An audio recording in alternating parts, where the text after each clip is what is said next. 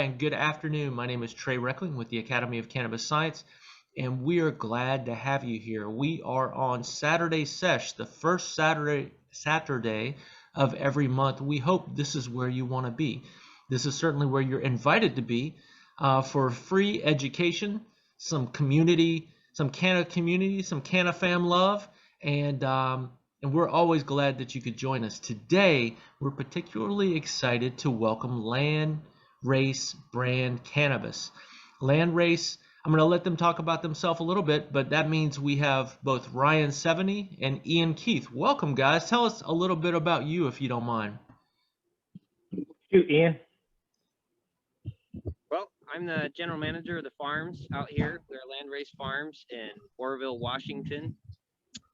We grow all natural, sun-grown organic cannabis, and we love what we do.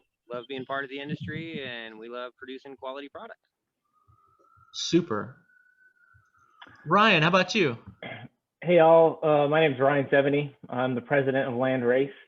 And, you know, to echo what Ian said, we're primarily on this side over, you know, in Rochester, where we, you know, produce CO2 oil and do all of our, you know, direct to retail distribution.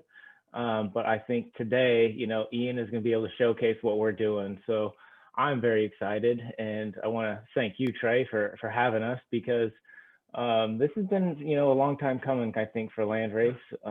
You know, we've got a unique story. We've been in it from the very beginning, and we've definitely taken our bumps and our bruises. But now the team that we have is starting to really jive, and we're ready to take some big steps this year. Ian has got a long beard, but I'm sure underneath that hat, he's pulling his hair out right now as he'll start talking about some of the things that we got going on at the farm. Cool, and we're excited. We know a year in the cannabis business is dog years, right? Yeah. 1 year is worth many years, and so just to be standing after several years is an accomplishment to begin with, because it's kind of like building a house on sand sometimes with changing regulations and rules. But we do want to give you all a little introduction to Landrace by means of a video. Hold on, let me pull that video up, if you don't mind. By the way, all this is one take. Ian is just one take. Ian, one take, Keith. Oh, that's amazing. That's amazing. Well, let's make sure you all can hear it. I'm going to turn it up. We'll play this for you. If you would have asked me as a young man if I was going to be growing cannabis for a living, I would have laughed at you. I've been farming my whole life. It's always been a passion of mine, but now it's the daily, every day. You know, I love cannabis, all aspects of it. It's beautiful flowers. Each piece is its own individual personality. Just like us as human beings, we all have our own personality. Oops, sorry, folks. Getting a little hiccup.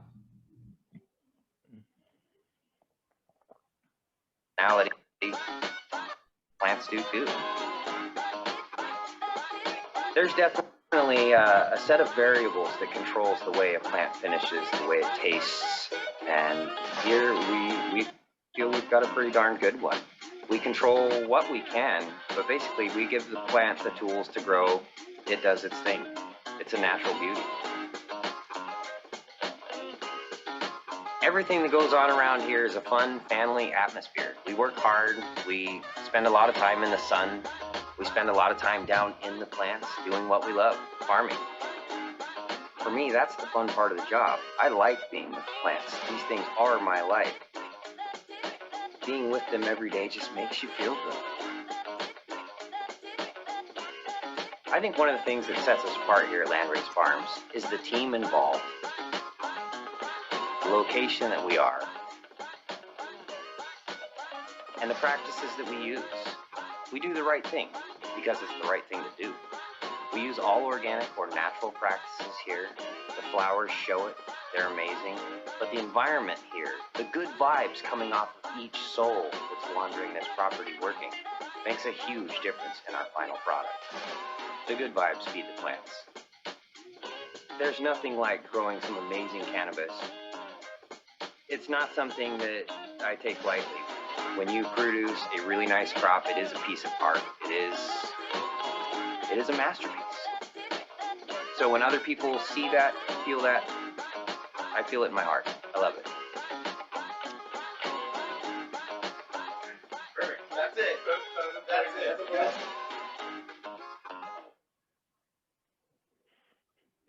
That's nice, guys. What a nice introduction to you. So tell us a little bit, and Ian, if you don't mind, I'm gonna pick on you first. Tell us why cannabis, why this industry?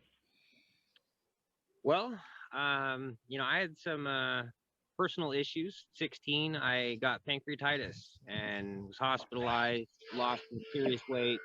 Doctors couldn't figure out what was going on, and cannabis seemed to be the only thing that relieved it. And for years, I was just smoking, finding whatever I could, doing a little bit of growing. And it was when I quit, I was service managing a Honda Yamaha garage and had my first daughter in my 20s. I quit smoking for almost 30 days and was hospitalized with a massive case of pancreatitis. And I went, well, I think I'm gonna start smoking again. And I dove in after that, trying to find, what was really going to affect my body and what was really going to help me. And I love the plant in general, so that really sucked me right in. But I think medically was the biggest reason behind it. It pushed me, and then of course I fell in love with everything that I found about it. That's great, man. I'm sorry it took pancreatitis, which I understand is incredibly painful, to kind of bring you to that life-changing realization. But whatever it took, I'm glad it got you here because you're growing some beautiful plants. Thank you. So for sure, we're looking forward to learning more about that. Ryan, tell us what brought you to cannabis, because I know this wasn't always your industry either. No, yeah, I spent about a decade in the wine industry, but cannabis I found when I was in college, and as this industry became viable, I kept doing my research, and I actually left my job at the Gala Winery and bought my own license here too, and started growing, and then kind of serendipitously linked up with the Landrace team, and we've combined forces. This is really going to be like the second summer that this current team has been able to produce. So I mean, last year, we produced twice as much. Still committed to all of the all natural and organic, processes. We can't call it organic weed, but we all organic inputs. And we grew twice as much and sold it twice as fast, and took a price increase. And we talked about bumps and bruises and roundhouse kicks to the face in this industry. That's the first year I think the industry has been able to have those kind of stats. So it's good that we've gotten this far. And yeah, so at the end of the day, I wanted to be able to more or less run on my own business, or have a team where I'm making the shot, calling the plays and having the team execute. And that's what I've been able to find here. And it's some days I think about, man, that Gala gig was pretty cushy.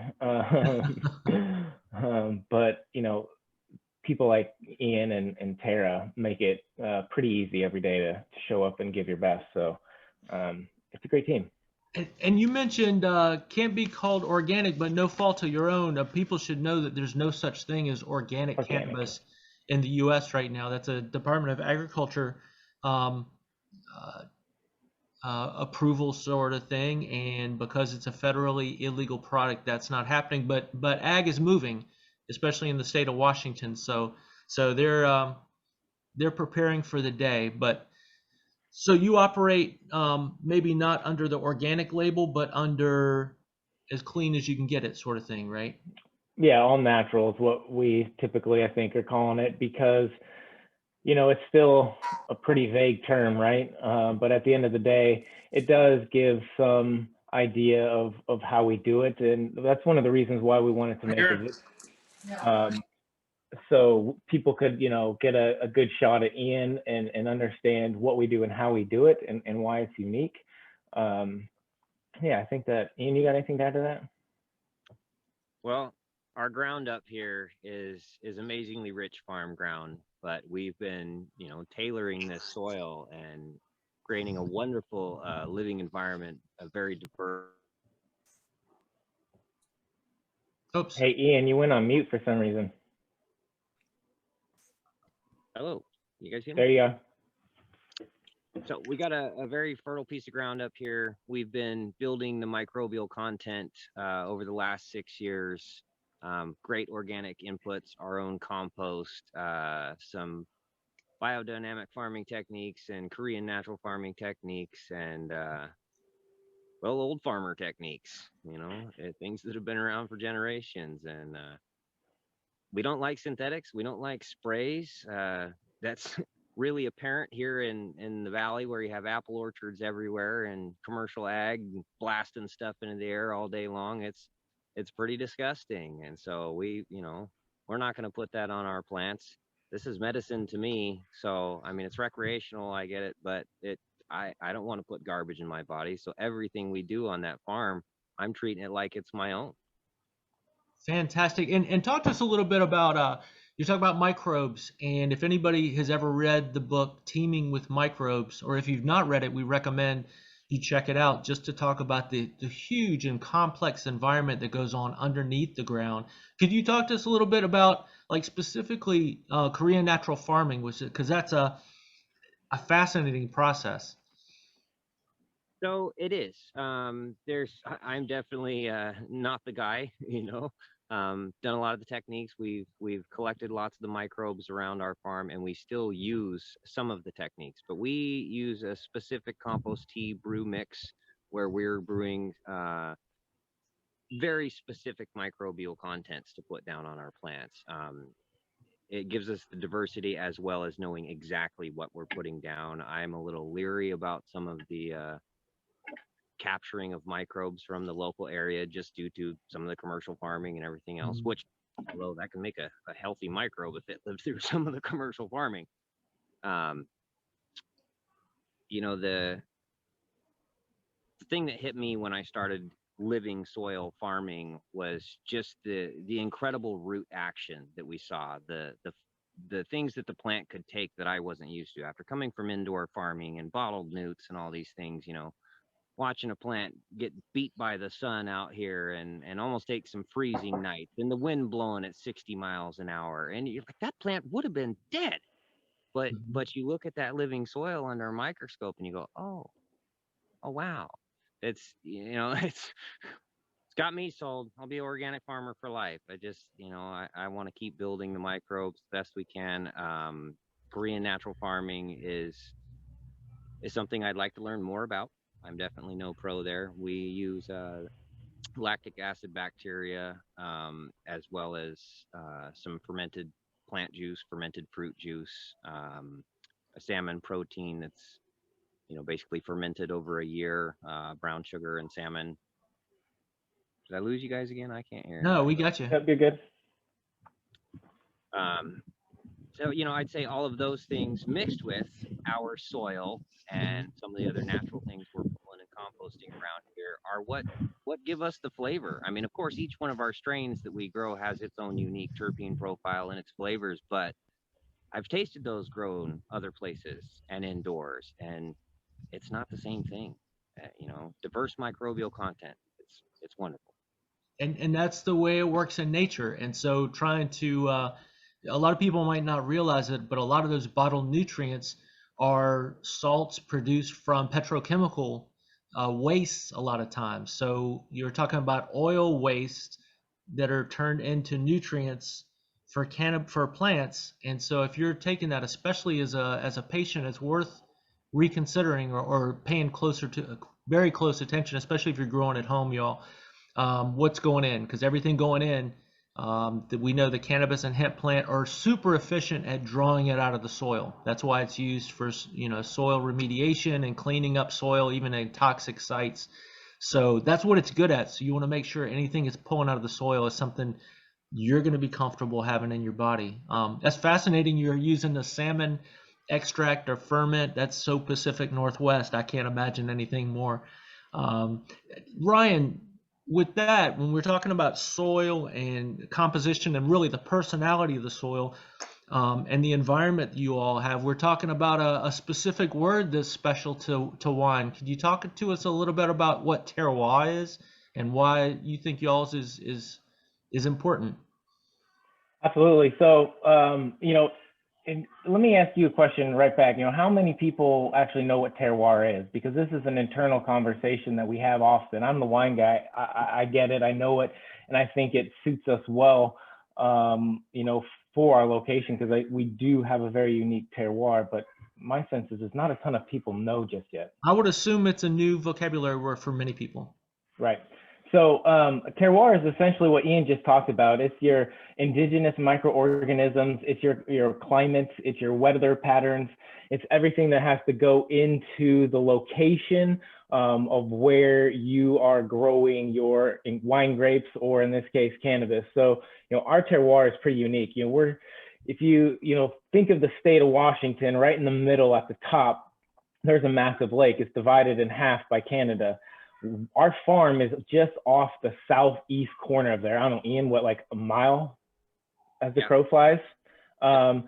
So we're right down there on the valley floor, but we have this large body of water that creates this kind of unique maritime influence, right? And so if you know about, how weather patterns form, with hot temperatures early in the morning, and wind gusts rushing out from the sea and then turning around and going, we have a little bit of that going on. So where we're down on the valley floor, some of our friends are up on the bench or up there, they'll see freeze, they'll see snow, they'll see, ice and whatnot. We'll see rain, and we'll have a more moderate temperature. We do, have situated, our piece of land out here as best we can, to capture where our greenhouses are, to block certain winds and things like that. But the people down further in the valley in Omak and now, right, they don't have that huge maritime influence. They get a lot hotter in the summertime. So their diurnal change is wider, where ours stays a little bit more moderate. Plants tend to, Ian knows that we can throw, and Mother Nature can throw a lot of these things, but ideally we try and keep it in. And being situated where we are, I think definitely helps us really work the practice of, we do what we can, but we give them what they need, and they do what they can and perform. So for us, that proximity in the middle of the state, where you have these really hot summer temperatures, we have that kind of saving grace with that big body of water there. Very cool. Yeah, and so if that's not a word that's regularly in your vocabulary, we encourage you all to think about it. If you ever get an opportunity to talk to outdoor farmers, whether it's for your tomatoes or your cucumbers or your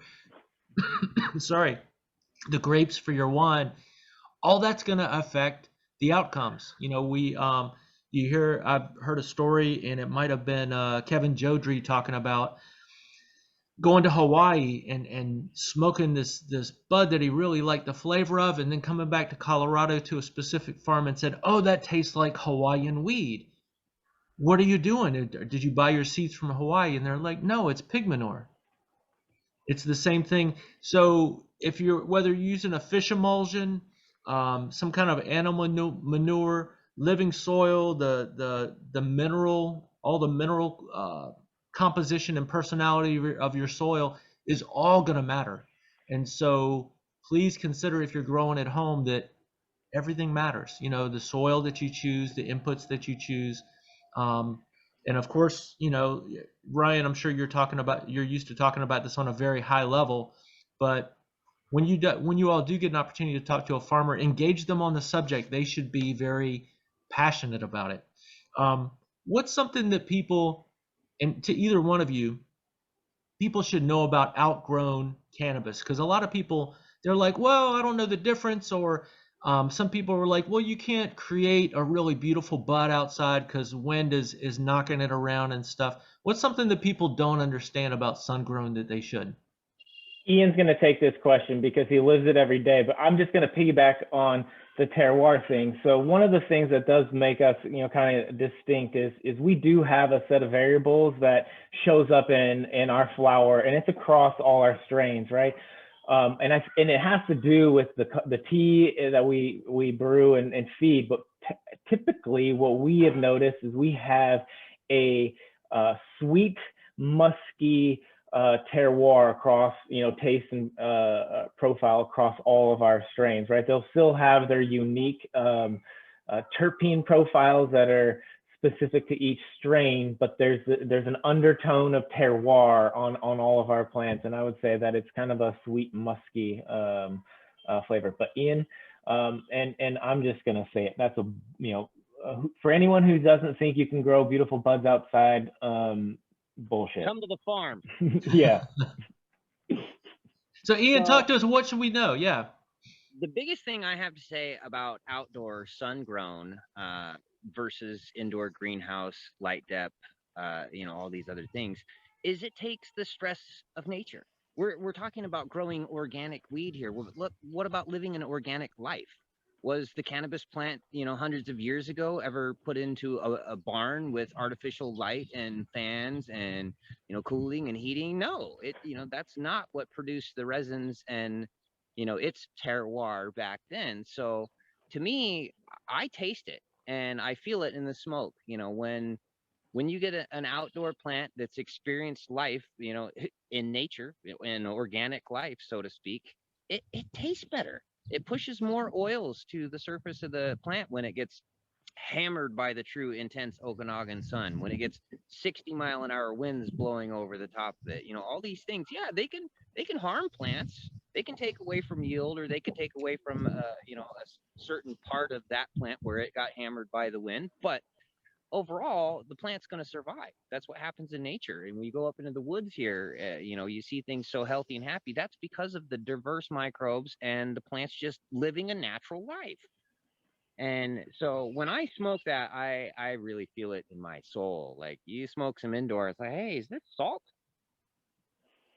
That's just, I've grown some wonderful indoor organic, the same as our sun grown, but sometimes the stresses of the cold nights, they bring out more flavor.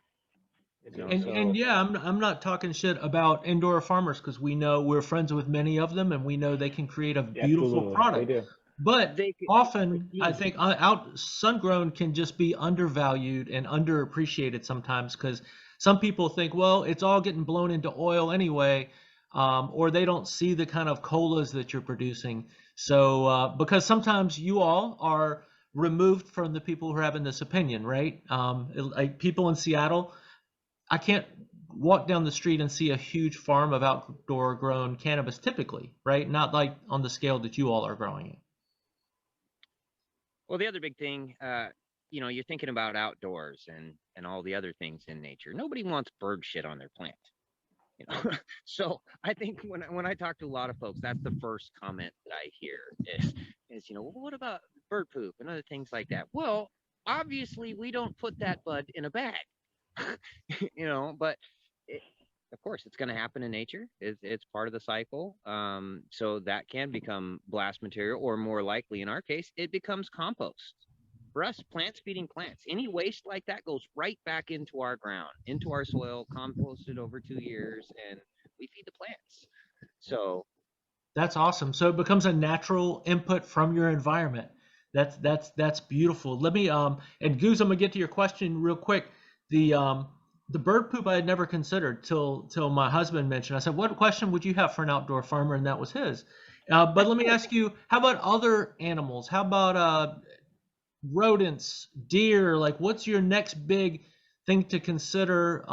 Like, what's trying to eat or destroy your plants that we might not be aware of?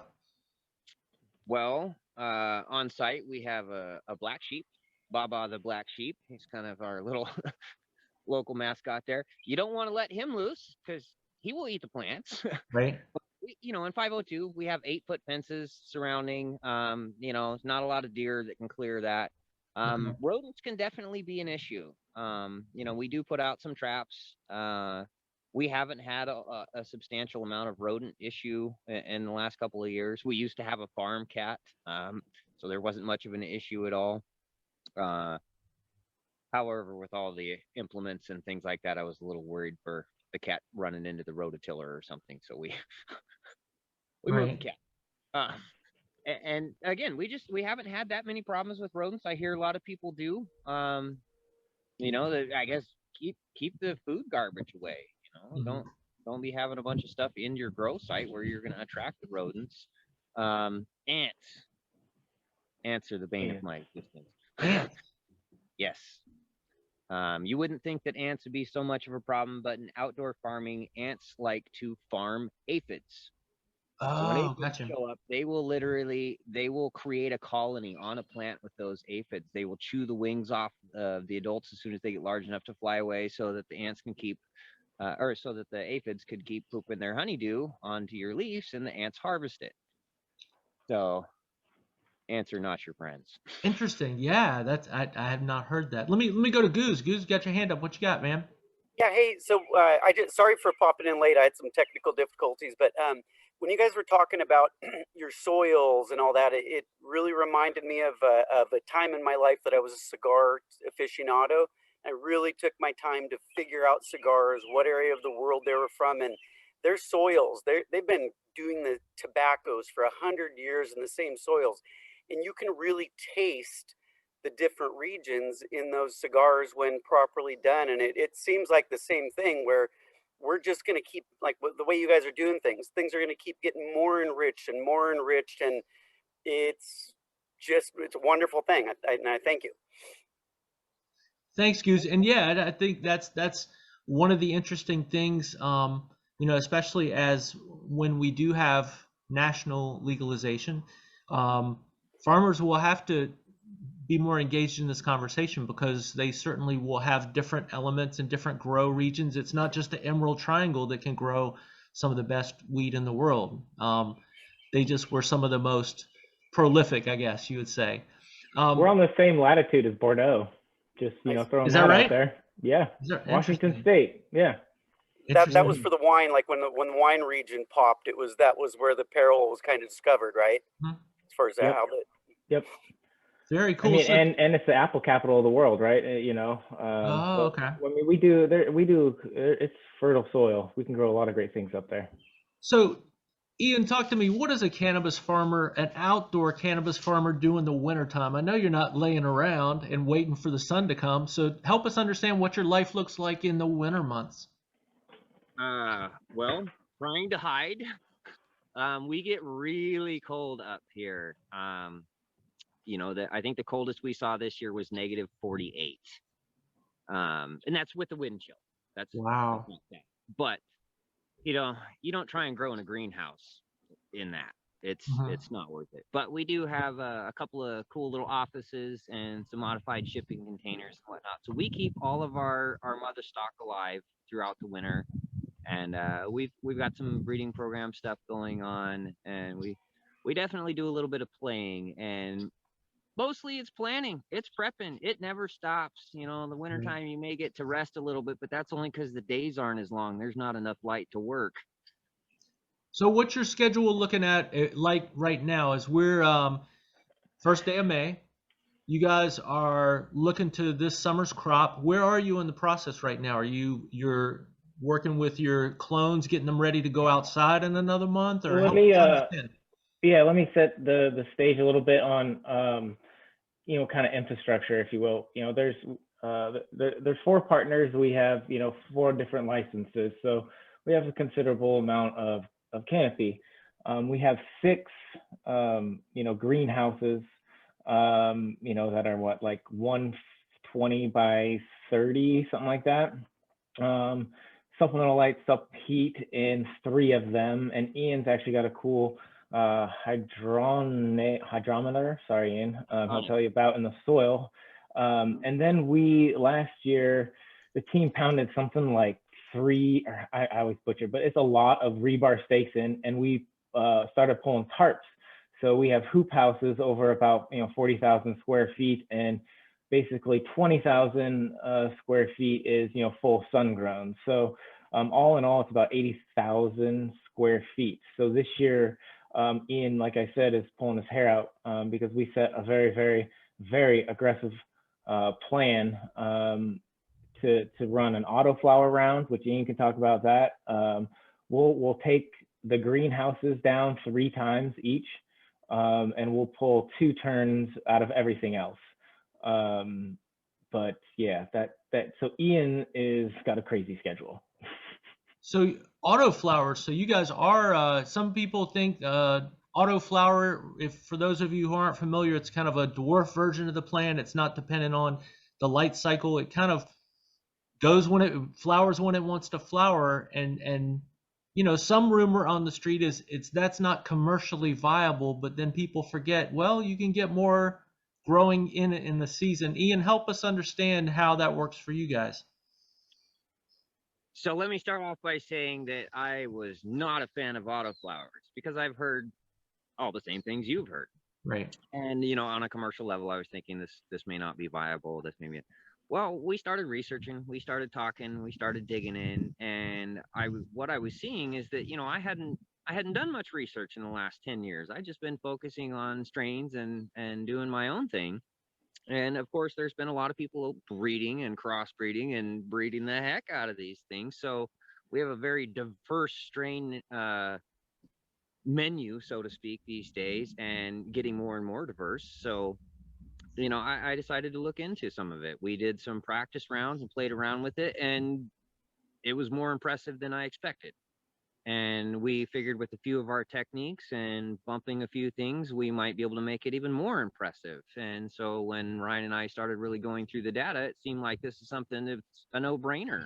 We need to be able to use our canopy to turn a little bit more and produce, you know, a whole lot more flower to put in jars and bags over the year. So this will be our first time running a full scale autoflower. So I mean, Ian's like, you know, got 30,000 seeds. They sprouted 30,000 seeds. Seedlings at the moment. Yes. Ian and the crew are pulling tarps right now at 4 a.m. and, you know, kind of trying to get Ian to take a siesta in the middle of the day because, you know, he's, you know, 4 a.m. to 4 p.m. and he starts going cross-eyed like that.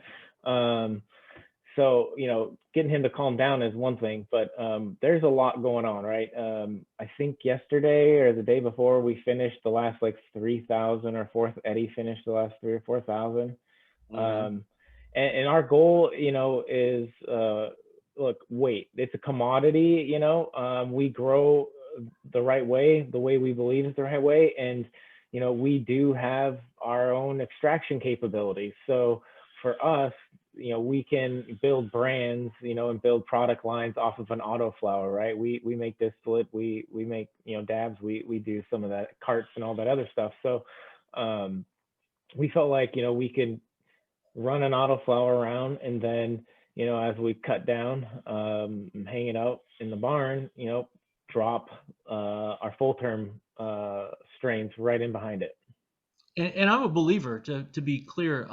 Jeff Lowenfeld, who wrote Teaming with Microbes, came through Seattle a couple years ago, but pre-COVID, and came to Shango Los's event on Vashon Island and said, hey, look, autoflower cannabis is the next patio tomato. Anybody who doesn't have experience should consider growing autoflower because you don't have to have a light, you don't have to have timers, you let cannabis be what it's going to be.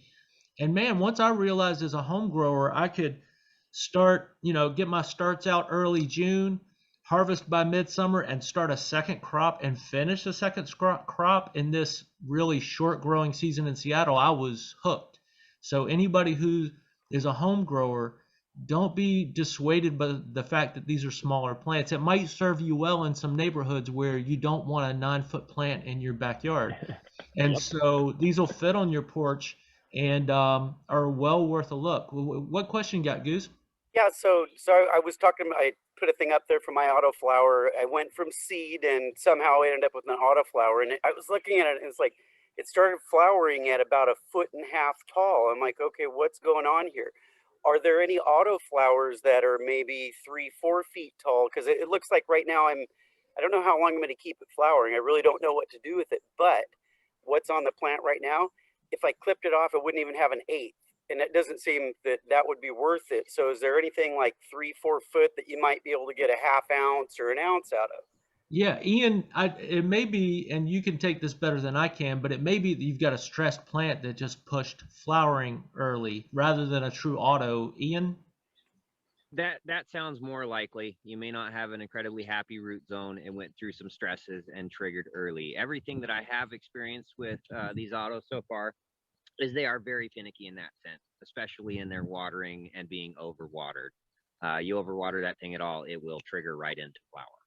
So if the cats knocked it off and broke the cola stem off, that might put it into shock. Yep, that'll do Okay. Thanks.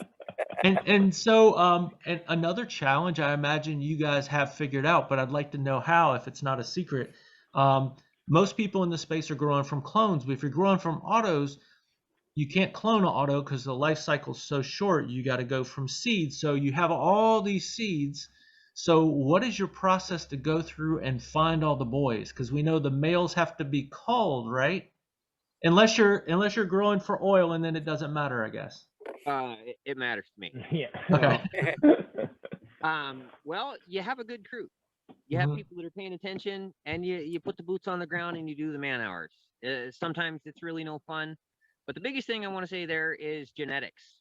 If you have proper genetics, you have somebody that's been back crossing and stabilizing this, and you have a feminized seed, chances are you're not doing as much looking as you think. We had on the worst one of the autoflowers that we did in the R&D, we had a 10% ratio of we actually had one male, or a true male, but then we had 10 others go Hermy on us. And this is out of 100. So, and that was absolute worst case. Most of the other ones were 1 to maybe 2%. So, this means even more eyeballs out because you don't want to miss one in the end there. Again, if you're extracting it, maybe no one cares. You have 1 out of 100 or 1 out of 1,000 plants that's got some seeds all over it. Big deal. But for me, everything I've seen in my little breeding programs myself is you pollinate a plant and it puts all the production, all the energy it has into producing those seeds, and you really don't get much flower or much oil content to it. So, So are you guys actively feminizing seeds? in my program, no. I'm trying to go back to some of the landrace strains. I mean, we've got some Hindu Kush going on and some Afghani and our true Acapulco. But Which always gives us problem full term. Always throws pollen sacs. It's a true Acapulco gold, and it is not meant to be up in this neck of the woods. Right. It's used to a little different environment. So, some stresses towards the end of its flowering life will definitely put out a few hermaphrodite pollen sacs. And I'm never disgusted with a few seeds that were crossed with that autoflower or with that Acapulco, because I've thrown bag seeds, so to speak, in the ground and had them pop and grow beautiful plants. And absolutely, and I'm glad you mentioned that about I lost the point. About region, because if you think about if you're going to live in a hot tropical climate and you get a bulldog or a sheepdog or a husky, that breed or that cultivar of animal is not gonna excel in that area just because it's not really built for it. It hasn't evolved for it. So as you all are buying seeds, pay some attention to where what's the region that it grew in. And Afghan Kush might not grow real well in Florida, or it may, depending on that particular breeder and how they've acclimated it, so to speak. So all that stuff matters as we're talking about the land and the soil. Genetics mean everything, right? You can't turn a toy poodle into a German Shepherd. It can only be the best toy poodle it can be. So what's something that people misunderstand about what you all do? As you talk to people who are less informed about cannabis, is there a common misperception about the type of work you do? I'd say the most common misconception is that you have a lot of people that think this is the easy job, that they're going to come in and hang out around a bunch of dope. Man, this is going to be really fun. We're just going to smoke joints all the time and trim some plants. And it's like, you've ever really been in a production trimming job, that's work. That's tedious work, and it's long and hard. If you're going to produce well, like, that's difficult work. So I don't understand where that comes from. Maybe it's the whole getting mellow and smoking a joint, hanging out on the lake, and just sounds like fun trimming some plants. But yeah, it's a very common misconception that this is easy work. I mean, this is farming. We are out here busting our butts. We are at the farm before the sun comes up. We are often at the farm after the sun goes down. You know, you're dealing with Mother Nature, and it's not just some office building where you can click the light switch, walk out, and call it a day. You know, something goes, you go home for that siesta that Ryan's always trying to talk me into. I'll be an hour into my siesta and the wind changed directions and it's blowing 30 miles an hour now. And I got all the vents open on the greenhouse and I got to run back to the farm and get those closed before the wind damages something. You know, it's a good thing you live a half a mile away, just for the record. I planned it like that.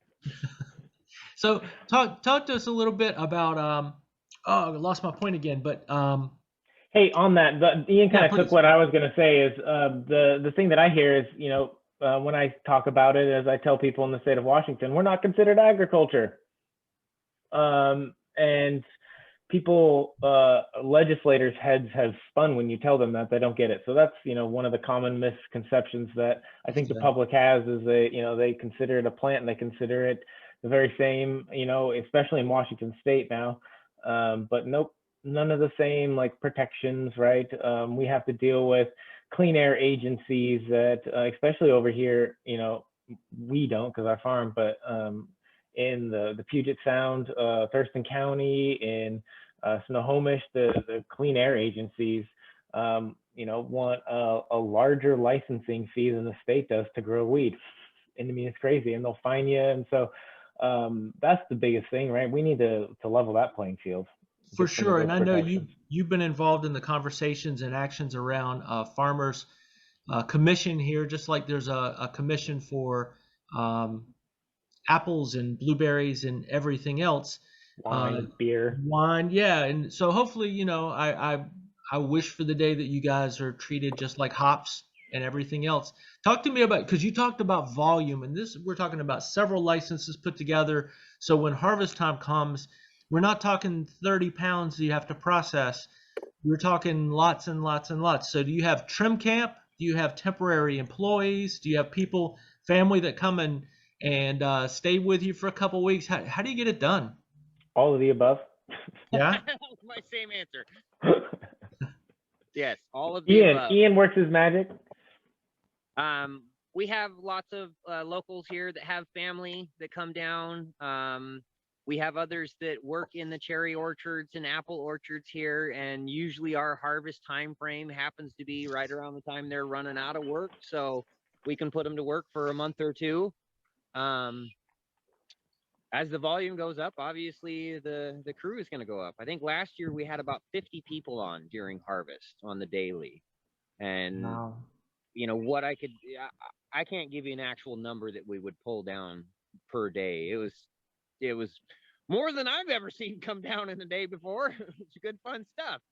But you know, when you're at volume like that, you have to be thinking about every step of the process, because you know, you're not just trimming a branch off of a plant and slowly getting it into your perfect little dry room over there where it's not going to get any dust on it. I mean, half the time you're dealing with trees. We've cut down plants on the farm with chainsaws, large stuff. Really? Wow. Oh yeah. We have about a 14-foot lid in some of the greenhouses. The crossbars are about 12 feet up. Many times we've had plants above the crossbars, growing up past the grow lights, almost touching the roofs of the greenhouses. And that can get a little stressful. Then you're crawling up there trying to trellis it down for a fourth time. And let me go to the chat here. We have Joe King says, "Hey, another misperception is that cannabis turns into gold, and a reminder that this is a financial struggle and people are working to make it work." Joe, I was gonna say that. Joe's one of us. Okay, anyway, good. Yeah. So everybody's not driving Lamborghinis. If you see that on the front of magazines, know that, you know, just like rappers and rock stars, a lot of times those cars are rental cars for the shot. or somebody cocky who's trying to stand out. So the Dylan Johnson, Dylan says, Ian mentioned a breeding program, and I have a question. As the farm I work at doesn't have a breeding program, so I've not been able to ask. I use my home grow for a similar program with a focus on back crossing new strains with Landrace genetics. I'm curious if your breeding program, have you developed a way to track dominant versus recessive genes in each strain? No, I have not. This is something I'm very interested in and learning about right now as well. This is a fairly new practice to me. We just started the breeding program this year. I've done some playing in the past, but this is the first time, I've really gotten after it and going after those specific things. I love pheno hunting, but that's just as a farmer. I'm looking at plants. I'm judging growth structure, and it's seedling life, it's vegetative life, it's flowering life. All of these things make a huge difference as a farmer. It can have a wonderful taste and a wonderful high in the end, but was it worth growing? And so all of these tendencies, it's fun looking for, but trying to find the right crosses there to really show those dominancies and get that terpene profile you're looking for, or that specific high you're looking for. For me, I've been trying to get a higher CBG content and the flavor of my Where's My Bike crossed onto all these other things, or I should say Karma Genetics Where's My Bike, just a pheno that I've been growing for years. Which you mentioned, and I want to make sure to plug that people know they can buy flower from Landrace. It's not just oil; it's both oil and extracts, as you mentioned, and beautiful flowers. So you can buy those. As you mentioned also about stabilizing genetics, some people might not realize that it takes a cross and a back cross and several to kind of so that that the seeds produced from that plant will actually be similar because back in the day, we'd encourage you to read Botany of Desire by Michael Pollan. If any of you are interested, he talks about tulips, potatoes, cannabis, and apples. And talk about back in the day when Prohibition was happening, people were still drinking cider. A lot of times fermented beverage was safer than water, but that apple tree, if you just take the seeds out of an apple tree, not modified, 100 seeds can produce 100 different types of plants, and some people don't realize that it's a process, right? And you don't just pull your first seeds and expect that they're all going to be the same kind of babies. So let's see. What other questions I have? What questions do you all have? More importantly, what other questions? Anybody else? Goose, I will get to you when I make sure. Give other folks a shot too. Mary White saying yes, she's a fan of the autos as well. Goose, what you got? You're muted, buddy. Sorry, man, I'm not used to that. Anyway, I completely spaced out what I was going to say, but when you guys were talking about the land races and the back engineering, basically, there's a fella up in Bellingham from Freya Farms, and he had an Acapulco Gold out about a year and a half ago, and everybody that had it was like, oh my God, this is just like the 70s. And it was a rocket ship, and the grower said he wouldn't even smoke it because it took him places he didn't want to go.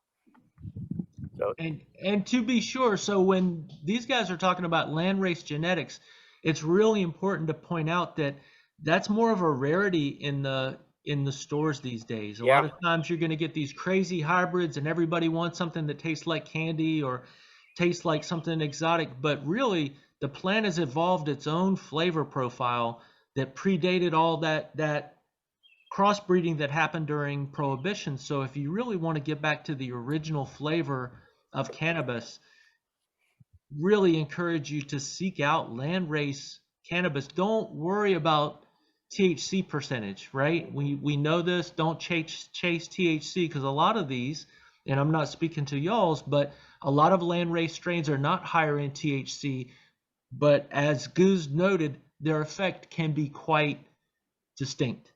So if you're looking for some of that old school feel, look for old school genetics. Any note on that, guys, regarding genetics? Ian? I got a fun comment just on that one. I mean, the Where's My Bike that I grow has usually a very high THC profile to it, as you said, our Acapulco Gold, just like most landrace strains, is much lower. However, when the first batches from last year were coming over there to the lab, our lead extractor over there, his first comment was, "Man, that Acapulco Gold melts your face off." That's exactly what I was gonna say.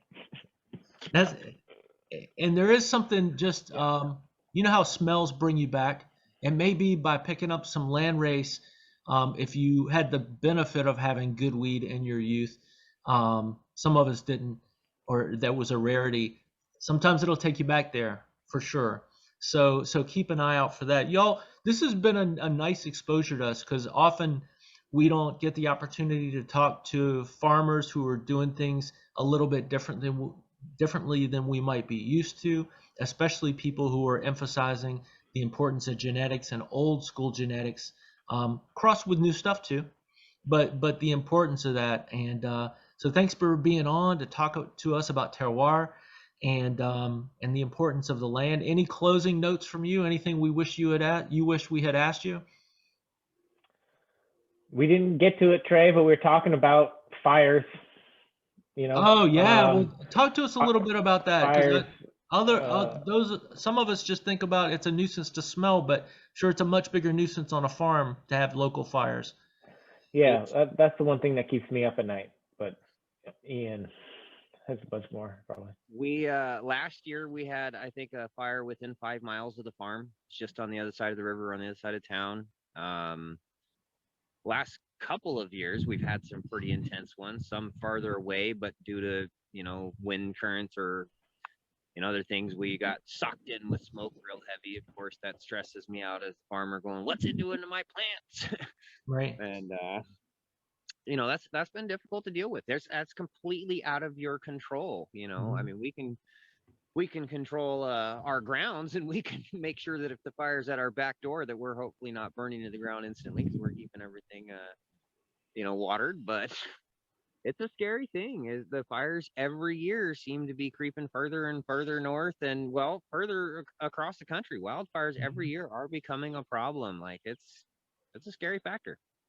Yeah, so when you hear that in the news, keep your local cannabis farmer in mind, especially those who have been impacted. Goose, what you got, man?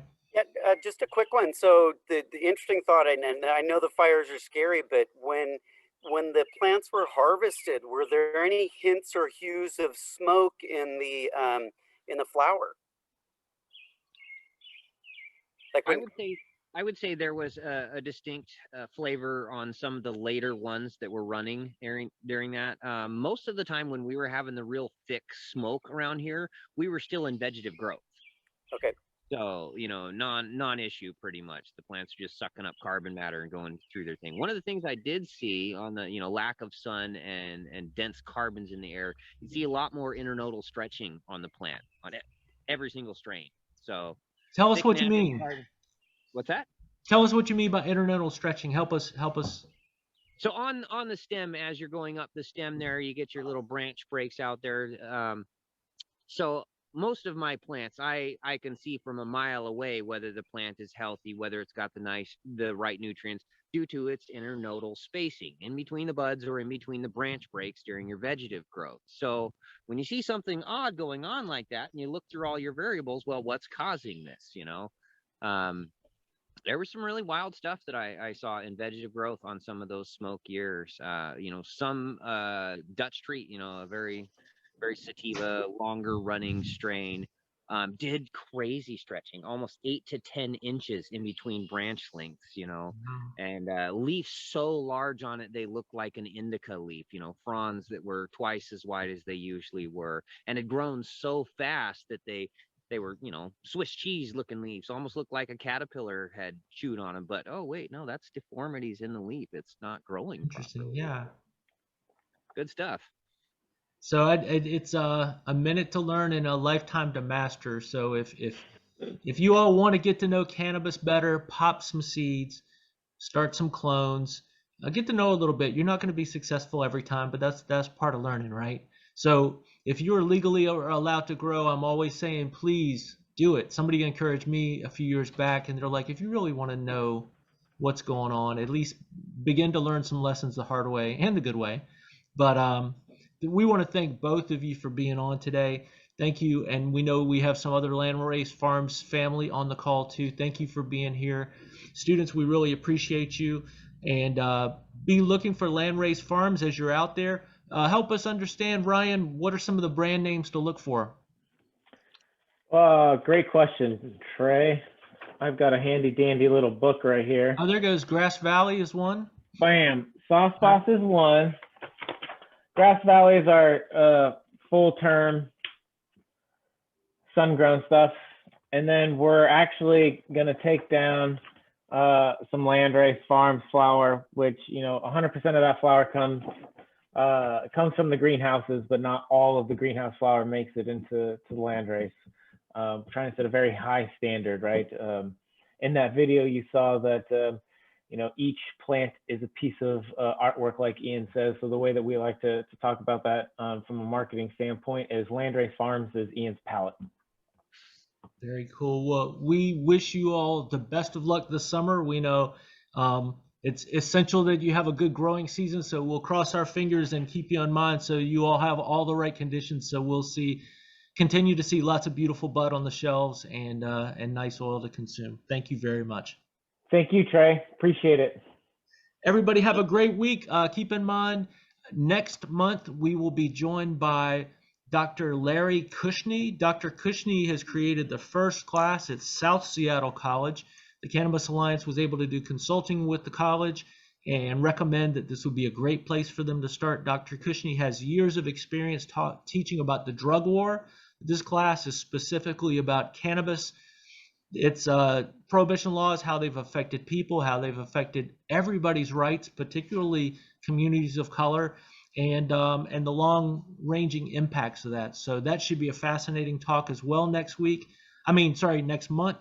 For those of you who are tracking the spring quarter chats, keep in mind on Tuesday, we'll have Jessica Strufert at 6 p.m. She's our respiratory specialist talking about vaping versus smoking. Great discussion about what she calls pulmonary dynamics. And then Wednesday at 2 p.m. with Mary White, Cooking with Cannabis, and we're going to try a brand new recipe. Both are live events, and we hope that you will join us.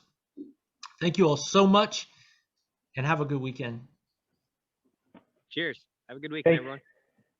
Have a great weekend.